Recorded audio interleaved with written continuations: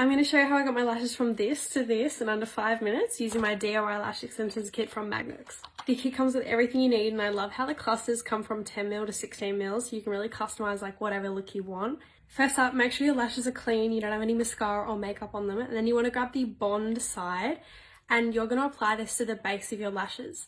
So you're not dragging it through like mascara, and you just want to stamp it on the base of your eyelashes.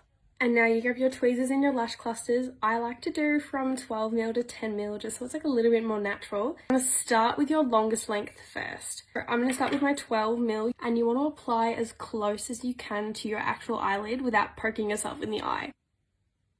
To your actual lid like that. It's that easy. Repeat the same process. I've got another 12mm here. You're going to lift your lid. So now that I'm done with my 12mm, I'm going to go in with my 10mm to my inner corner. Place it there.